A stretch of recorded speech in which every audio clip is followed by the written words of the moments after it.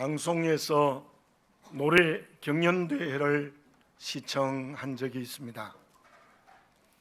마지막 결선에 두 사람이 올라갔습니다. 우승자를 가리는 마지막 노래를 두 사람이 아마 힘을 다하여 열창을 했습니다. 제가 볼 때에도 우열을 가리기가 쉽지 않았다는 생각이 들었습니다. 심사위원 4명이 심사를 하는데 그 중에 한 심사위원이 이런 말을 했습니다. 두 사람이 모두가 다 타고난 노래 부르는 실력이 있습니다. 우열을 가리기가 매우 어렵습니다. 그러나 나는 분명하게 볼 수 있는 것이 있었습니다. 그것은 누가 더 많이 준비했는지를 알 수 있었습니다. 그 말로 심사평을 하니까 옆에 있는 세 심사위원들이 고개를 끄덕끄덕 했습니다. 아마 그 심사위원이 심사한 대로 준비를 더 많이 하는 사람이 그날 우승을 하지 않았나, 그런 생각을 해보았습니다. 세상의 모든 일에도 준비가 필요합니다. 가족들을 위하여 부엌에서 어머니가 식사 준비를 하는 일부터 나라를 다스리는 정치 지도자까지 다 제대로 준비해야 됩니다. 준비하지 않은 음식은 맛없는 음식이 될 수 있습니다. 준비가 되지 않는 정치 지도자들 때문에 온 백성이 힘들고 고통스럽게 살아갈 수 있습니다. 하물며 하나님의 자녀된 저와 여러분들은 하나님 앞에서 어떻게 해야 됩니까? 언제나 준비해야 됩니다. 준비하지 않는 믿음의 길은 하나님의 자녀로서의 길이 아닙니다. 제대로 준비되어질 때에 믿음의 길을 걸어간다, 그렇게 말을 할 수 있습니다. 본문의 말씀은 예수님이 이 세상에 오기 전 430년 전 말라기를 통하여 예언된 내용입니다. 1절을 제가 봉독해 드리겠습니다. 만군의 여호와가 이르노라, 보라, 내가 내 사자를 보내리니 그가 내 앞에서 길을 준비할 것이요 또 너희가 구하는 바 주가 갑자기 그의 성전에 임하시리니 곧 너희가 사모하는 바 언약의 사자가 임하실 것이라. 내가 내 사자를 보내리니 그가 내 앞에서 길을 준비할 것이요. 하나님이 사람이 되셔서 메시아로 이 땅에 오시는데 그 앞길을 준비하는 사자가 있다는 것입니다. 왜냐하면 그 주가 갑자기 그의 성전에 임하고 언약의 사자로 이 땅에 오시기 때문입니다. 무슨 말입니까? 1절 말씀에 나타난 너희가 구하는 바, 너희가 사모하는 바라는 말씀이 있습니다. 그때 이스라엘 백성들은 메시아를 간절히 기다리고 있었습니다. 왜냐하면 그 시대가 참으로 암담했습니다. 나라는 페르시아의 식민지가 되어 있습니다. 다시 나라를 잃어버리는 아픔에 온 백성이 시달렸고, 페르시아는 많은 세금을 이스라엘 백성들에게 강요하였고, 농사는 흉년이 되어 대부분의 이스라엘 사람들이 경제적으로 매우 어렵고 가난했습니다. 그 문제를 해결해 줄 메시아를 기다렸던 것입니다. 그러한 상황에서 하나님이 말라기를 통하여 말씀하십니다. 메시아가 너희들이 생각지 않은 때에 오실 테니 지금 준비하라는 것입니다.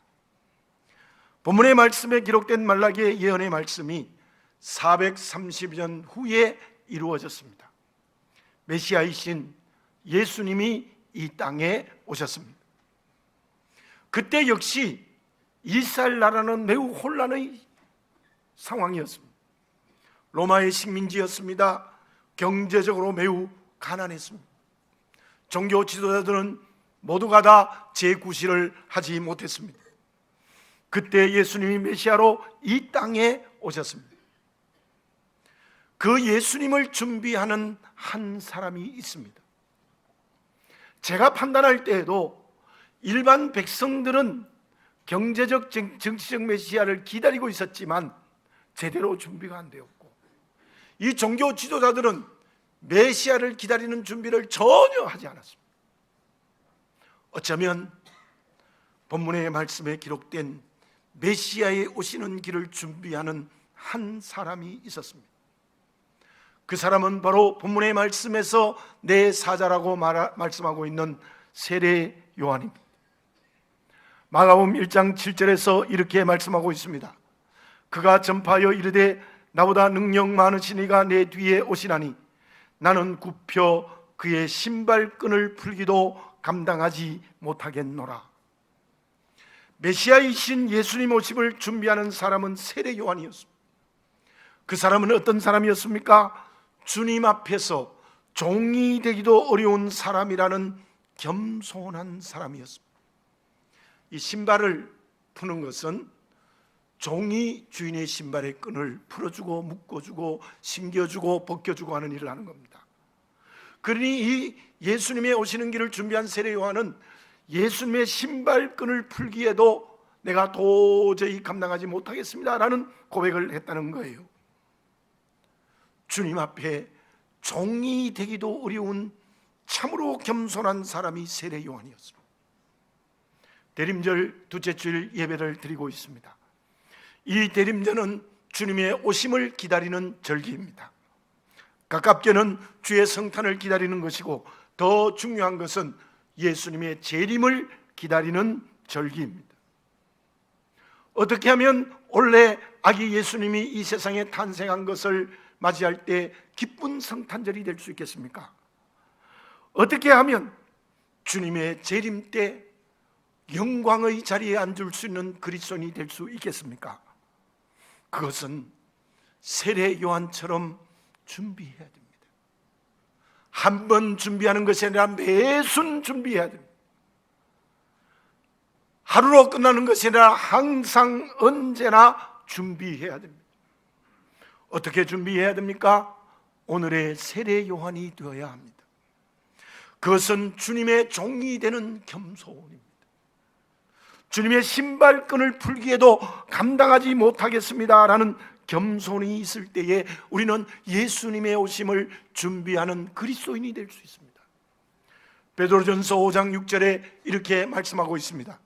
그러므로 하나님의 능하신 손 아래 겸손하라. 때가 되면 너희를 높이시리라. 저와 여러분, 주님의 능하신 손 아래 겸손해지는 종의 겸손으로 예수님의 오심을 준비하는 그리스도인이 되시기를 바라겠습니다. 그 사람이 진정 살아있는 믿음의 길을 걸어가는 그리스도인입니다. 그러면 주님 앞에서 종의 겸손을 가지는 것이 주의 오심을 준비하는 것이라면 그 겸손의 실천이 구체적으로 무엇입니까? 어떤 강가에서 낚시꾼들이 낚시를 하고 있었어요. 여러 사람이 이렇게 낚시를 하는데 오전 내내 모두가 다 한 마리도 못 잡았어요. 근데 저 멀리 있는 청년 낚시꾼이 있는데 그 낚시꾼은 멀리서 보기에도 금방 고기를 낚아올리고 또 낚아올리는 거예요. 너무도 이상해서 그쪽에 있는 낚시꾼들이 멀리서 낚시하는 청년 낚시꾼을 찾아갔습니다. 가보니까 항아리에 고기가 가득 들어 있었어요. 물어봤습니다. 어떻게 이렇게 고기를 많이 잡았습니까? 그때 청년이 이렇게 대답을 합니다. 고기를 잡히지 않는 곳에서 낚시를 하니 고기를 잡을 수 없습니다. 고기가 많이 잡히는 곳으로 자리를 옮겨야 됩니다. 이 이야기를 어떤 사람이 예를 들면서 이런 말을 했습니다. 인생은 잘못된 곳에 집착하기 때문에 열매가 없다. 그 집착에서 자유로워 새로운 인생의 자리를 찾을 때 열매를 얻을 수 있다는 얘기를 했습니다. 그렇습니다. 잘못된 곳에 집착하면 변화가 일어날 수 없습니다. 새로운 곳으로 가야 변화가 일어나는 것입니다. 주님 앞에서 종의 겸손을 가지는 것이 무엇입니까? 잘못된 곳에 집착하고 있다면 그 자리에서 일어나야 합니다. 그리고 새로워져야 됩니다. 변화되어져야 됩니다. 그것을 본문 2절에서 이렇게 말씀하고 있습니다. 그가 임하시는 날을 누가 능히 당하며 그가 나타나는 때에 누가 능히 서리요. 그는 금을 연단하는 자의 불과 토벽하는 자의 잿물과 같을 것이라. 그가 임하시는 날을 누가 능히 당하며 그가 나타나는 때에 누가 능히 서리요. 누가 주님의 성탄이 참으로 기쁜 성탄절이 될 수 있겠습니까? 누가 주님 재림하실 때 큰 상급을 받으며 칭찬받을 수 있겠습니까? 그 사람은 본문의 말씀이 말씀하고 있는 금과 은이 되는 것입니다. 어떤 금과 은이 되는 것입니까? 연단된 금과 은이 되는 것입니다. 금과 은이 다른 많은 것으로 이렇게 합해져 있을 때에 불로 재련되어서 순전한 금과 은이 나와야 된다는 뜻이에요. 금과 아닌 모든 것은 완전히 없어져야 된다는 겁니다. 그것이 오늘 본문의 말씀에 불로 태운다 이렇게 설명하는데 그 뜻은 이러합니다. 순수한 금과 은이 되기 위하여 풀무불로 다 태워야 됩니다.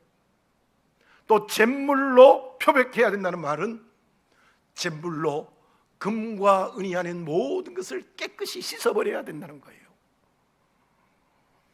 다른 것과 섞여있는 금과 은을 높은 온도의 풀무불로 태워서 순수한 금과 은이 되게 하는 것이 우리에게 무엇입니까?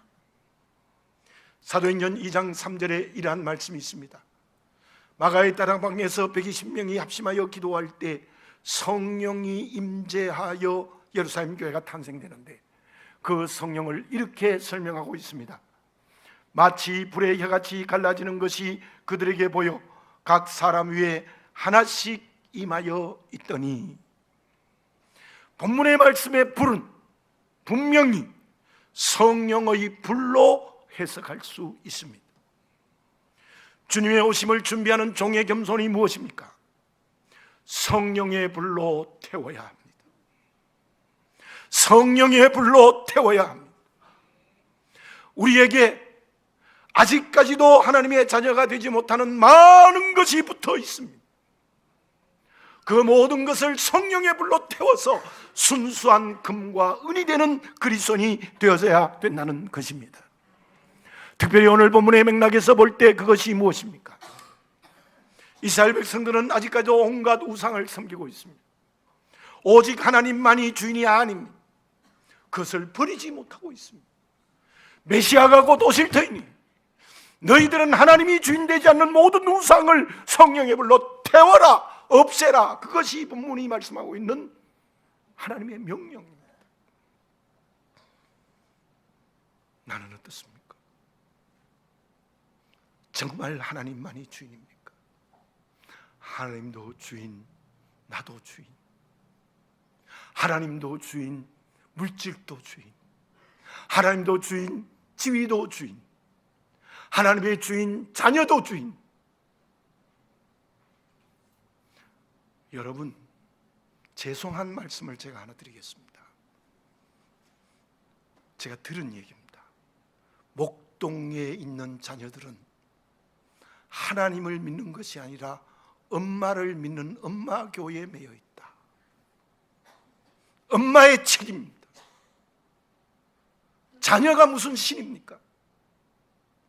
여러분, 엄마가 자연의 신이 돼도 안 됩니다. 자녀도 물질도 권력도 그것이 하나님을 믿기는 한데 전부 중국 음식으로 짬뽕이 되어 있다는 거예요.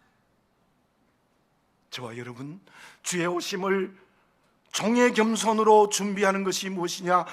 하나님이 주인 되지 않는 모든 것을 성령의 불로 태워버려야 되는 거예요. 재련된 순수한 금과 은은 오직 하나님만이 나의 주인이 되시는 것입니다. 우리가 어떻게 죽음에서 자유하여 영생의 길을 걷게 되어졌습니까? 하나님이 사람이 되셔서 내 죄를 대신 져주셨기 때문이 아니에요. 그 십자가의 은혜가 얼마나 큰 겁니까? 그래서 사단의 노예에서 하나님의 자녀로 거듭나지 않았습니까? 요즘 이 세대가요, 다 그렇지는 않지만 부모의 은혜를 자식들이 몰라요. 부모에게 손가락 치며 대드는 게 요즘 자녀들이에요. 이게 어떻게 이런 세상이 된 겁니까? 그게 교회 안에도 만연해요. 하나님 앞에 손가락질이에요. 왜? 부모의 은혜에도 비교할 수 없는 죄를 대신 져주셔서 사망에서 생명으로 영생의 길을 허락하여 주셨는데도 온갖 우상과 합하여 하나님을 섬기고 있어요. 그 은혜를 배신하여 어떻게 다른 주인을 섬길 수 있습니까? 성령의 불로 다른 모든 주인들을 태워지는 성령의 역사를 오늘 이 예배를 통하여 체험하시기 바라겠습니다. 그 사람이 세례 요한처럼 주님의 종의 겸손으로 주의 오심을 준비하는 그리스도인입니다. 그리고 또 하나, 순금과 순은이 되기 위하여 잿물로 표백한다. 잿물로 깨끗하게 씻어야 됩니다.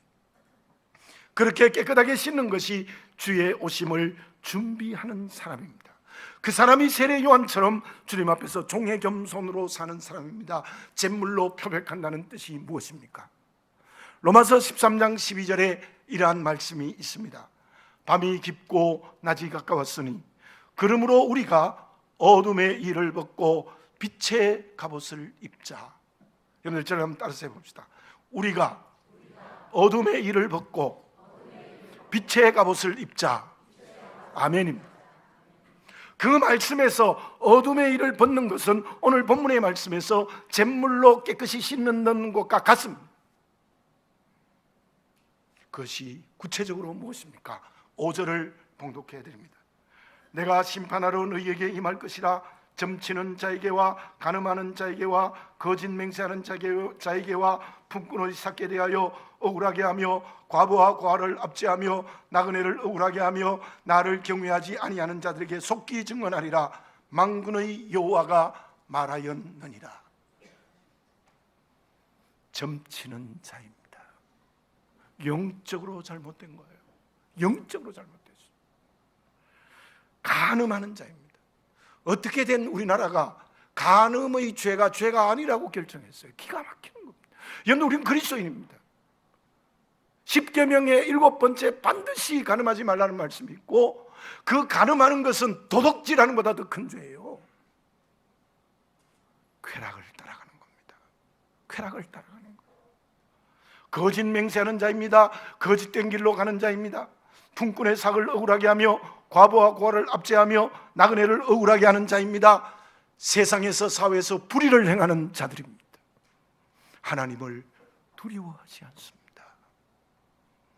나에게 이러한 어둠의 길을 걷고 있지 않습니까? 성령으로 깨끗이 씻어야 됩니다. 그 불의의 옷을 성령으로 벗어버려야 되는 것입니다. 하나님을 두려워하는 사람으로 회개해야 된다는 말입니다.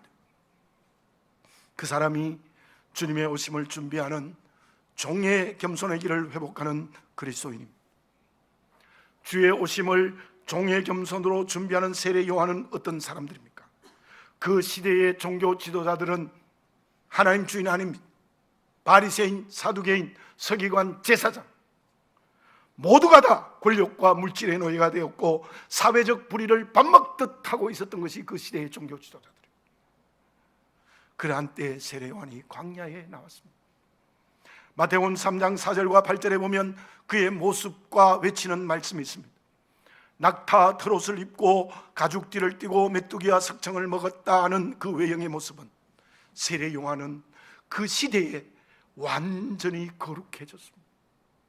구별되어졌습니다. 오직 하나님만이 주인이었습니다. 그의 말이 무엇입니까? 독사의 자식들아 회개에 합당한 열매를 맺어라. 오직 하나님만을 주인 삼으라는 그의 외침이었습니다. 우리 모두 주의 오심을 준비합시다. 하나님만이 나의 주인이 되어지시기를 바라겠습니다. 다른 모든 주인이 된 것을 성령으로 태우시기 바랍니다.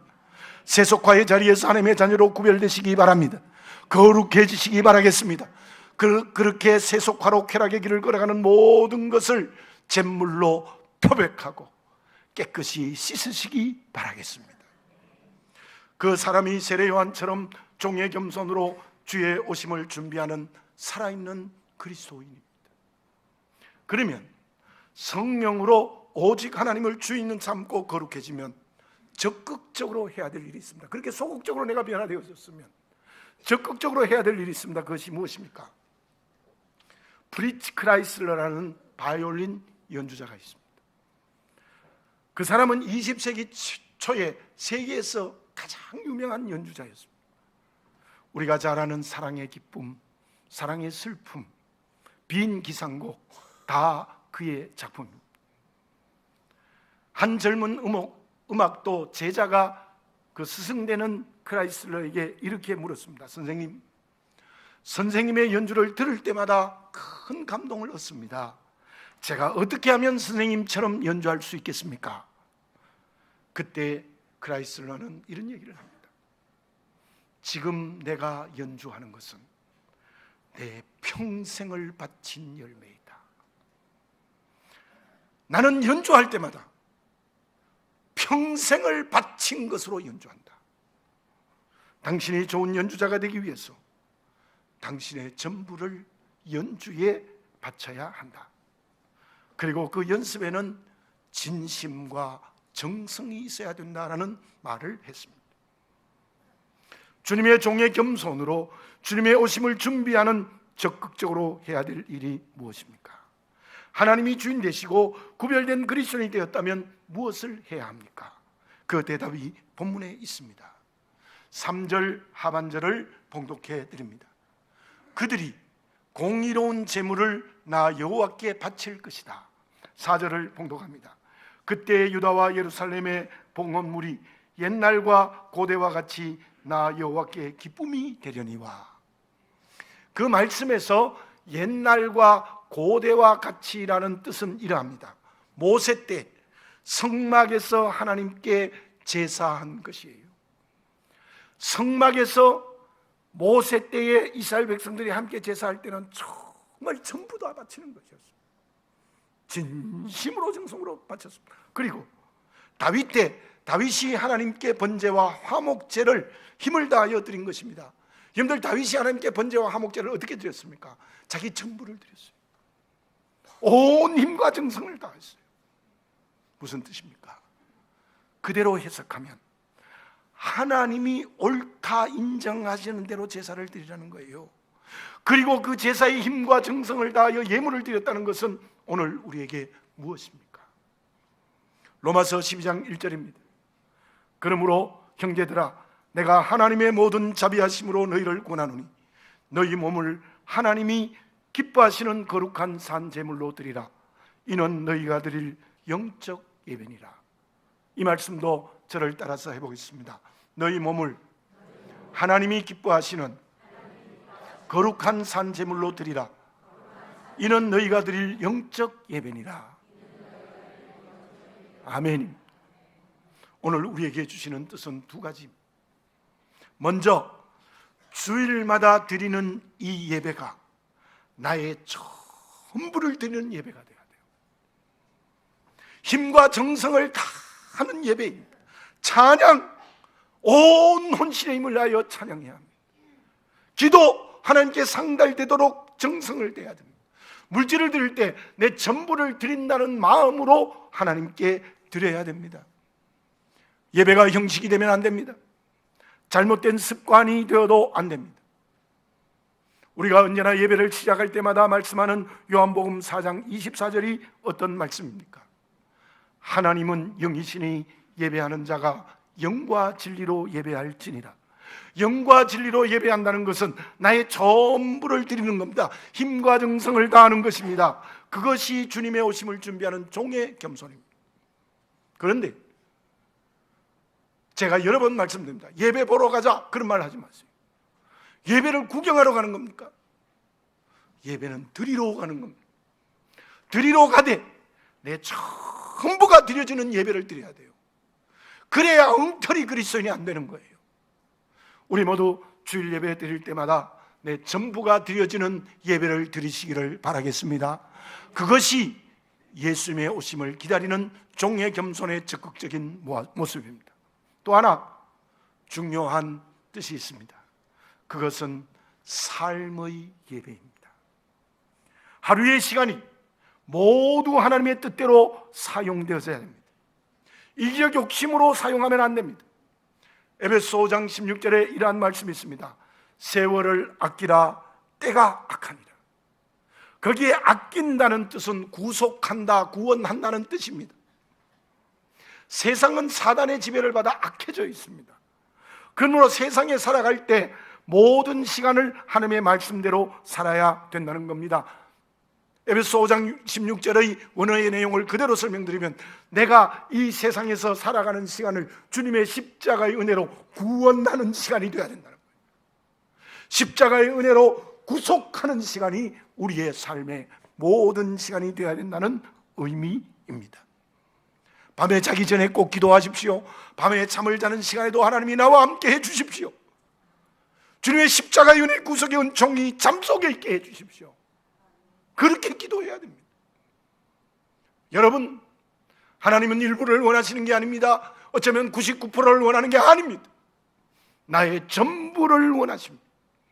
내 전부가 예배 속에 드려야 되어지고, 모든 우리의 삶의 시간이 하나님의 뜻대로 하나님의 말씀대로 채워질 때, 특별히 주님의 십자가의 구원의 사건이 우리의 삶의 시간 속에 이루어져야 된다는 것입니다. 그게 구체적으로 무엇일까요? 믿음의 모범을 보여야 됩니다. 이 세상의 삶에서 주님의 이름이 드러나야 됩니다. 하나님께 영광되어야 합니다. 모든 시간의 삶이 우리가 하나님 품에 있어야 합니다. 지금 역대하서를 묵상하고 있습니다. 유다왕 여호사밧에 대해서 우리가 묵상했습니다. 그는 하나님이 보시기에 합당한 왕이었어요.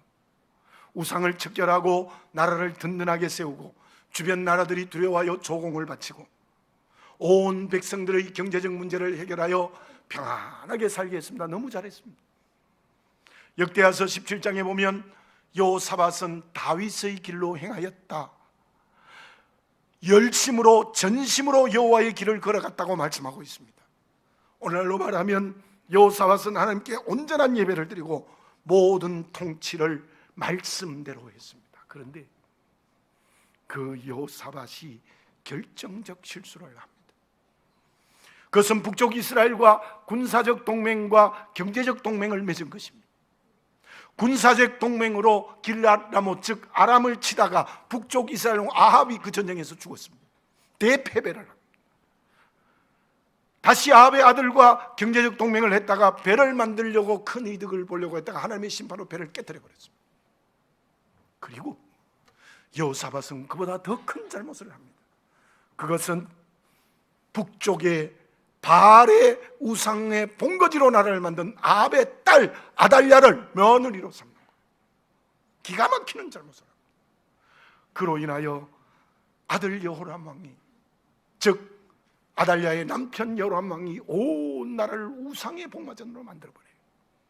8년 만에 하나님의 심판으로 죽었을 때 그 아들 아하시아도 어머니의 영향을 받아 유대 나라를 우상의 나라로 만들어버렸습니다. 드디어 아하시아가 1년 만에 하나님의 심판으로 죽자 이 아달랴는 분노하면서 자기의 손자와 같은 씨를 모조리 다 죽여버립니다.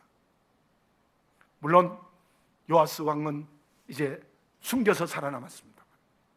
그리고는 자기가 왕이 6년 동안 유대의 왕이 되어서 온 나라를 쑥대밭으로 만들어버렸습니다. 근데 성경은 어떻게 기록한지 압니까? 여호람이 잘못했다, 아시아가 잘못했다는 것도 기록하지만 그 원인을 이렇게 말합니다. 여호사밧이 아달랴를 며느리로 삼았기 때문이다, 그렇게 얘기해요. 저와 여러분, 이 여호사밧 왕은 90%를 잘했어요. 근데 온전히 하나님께 드리지 않으니까 엄청난 결과가 주어졌어요. 온 나라를 대를 이어서 바알을 섬기는 우상의 복마전으로 만들어버린 거예요. 저는 개인적으로 요셉과 다니엘을 따라가기가 어렵다고 늘 생각합니다. 나는 불완전해서 요셉과 다니엘을 따라갈 수 없다고 말하지만, 그러나 오늘 저와 여러분들 그 요셉과 다니엘은 온전히 하나님을 섬겼습니다. 온 마음을 다하여 예배를 드렸고 그 예배가 삶이 되어졌습니다. 그들을 통해서 민족이 구원받고 많은 사람들이 구원과 복을 받았습니다. 세례 요한의 종의 겸손은 단순히 머리를 숙이는 것이 아닙니다. 주님의 오심을 준비하는 것은 말로만 되는 것이 아닙니다. 하나님께 내 전부를 드리는 온전한 예배를 주일마다 드려야 됩니다. 그리고 우리의 모든 삶이 100% 전부 온전히 하나님의 말씀대로 살아야 합니다. 마태복음 5장 48절에서 무엇이라고 말씀하고 있습니까? 하늘에 계신 너희 아버지께서 온전하신 것처럼 너희도 온전하라고 했습니다. 주님의 오심을 준비합시다. 경건의 훈련을 통하여서 순금과 같은 거룩한 그리스도인이 되어야 합니다. 나의 전부를 드리는 예배를 드려야 합니다. 그 예배가 우리의 세상에서의 삶이 되어야 합니다. 그러면 주의 오심을 제대로 준비하는 그리스도인에게 어떤 결과가 주어집니까? 4절을 다시 한번 봉독합니다. 그때에 유다와 예루살렘의 봉헌물이 옛날과 고대와 같이 나 여호와께 기쁨이 되려니와. 하나님께 그렇게 온전한 예배를 드리면, 좀 포괄적으로 설명드리면, 예수님의 오심을 종의 겸손으로 준비하면 하나님께 기쁨이 된다는 거예요. 하나님께 기쁨이 되면 우리에게는 어떤 은혜를 성령께서 주실까요? 성령의 큰 기쁨을 내 마음에 주십니다. 그 누구도 빼앗아갈 수 없는 기쁨을 나에게 주십니다. 우리가 오늘 본문의 말씀대로 주의 오심을 바르게 준비하시기를 바라겠습니다. 그러면 올해의 성탄절은 성령이 주시는 큰 기쁨의 절기가 되어질 줄 믿습니다. 그뿐이겠습니까? 저 천국의 영원한 많은 상급으로 우리는 영원히 기뻐하는 축복을 받을 것입니다. 우리의 삶의 자리자리마다 환경과 관계에 언제나 성령께서 기쁨을 주실 줄로 믿습니다. 6절을 봉독해 드립니다. 나 여호와는 변하지 아니하나니 그러므로 야곱의 자손들아 너희가 소멸되지 아니하느니라. 소멸되지 않는다는 것은 버림받지 않는다는 겁니다. 포괄적으로 설명드리면 보호해 주신다는 거예요. 하나님이 나를 품에 안아 보호해 주신다는 겁니다. 그 말은 영원히 우리를 지키시고 축복하십니다. 영적인 야곱의 자손이 우리에게 온갖 좋은 것으로 복을 내리실 것입니다. 하늘의 기업과 땅의 기업을 주실 겁니다. 이 세상에서 천국의 것을 미리 맛보게 하시는 축복을 허락하여 주실 줄로 믿습니다. 누구에게요? 주의 오심을 종의 겸손으로 준비하는 그리스도인에게. 마태복음 25장에 10처녀의 비유가 있습니다. 우리는 모두가 다 영적 신랑이신 주님과의 영원한 결혼잔치를 위해서 준비하고 있는 사람들입니다. 어떤 준비를 하고 있습니까? 지혜로운 5처녀처럼 기름을 그릇에 가득히 준비하고 있습니까? 어리석은 5처녀처럼 내 인생의 그릇에 기름이 떨어지고 있지 않습니까? 아니, 기름이 완전히 없이 내 인생의 그릇이 기름이 비워져 있지 않습니까? 어떤 준비를 지금 하고 계십니까? 기도드리겠습니다. 거룩하신 아버지 하나님, 다시 한번 나를 정직하게 보게 해 주시옵소서. 주의 오심을 준비하는 종의 겸손이 있는지, 교만하여 온갖 우상들을 섬기며 세상에서 거룩하지 못한 우리의 모습이 아닙니까? 성령으로 하나님이 주인 되시 하는 것을 태워 주시옵소서. 성령으로 우리의 세속화된 모든 것을 씻어 주시옵소서. 주의 오심을 준비하는 경건을 훈련하는 그리스도인이 되게 하시고, 더 적극적으로 예배가 하나님께 온전히 나의 전부를 드리게 하시고, 삶의 시간이 예수 그리스도의 십자가의 은혜로 구원하는 시간의 길을 걸어갈 수 있도록 인도해 주시옵소서.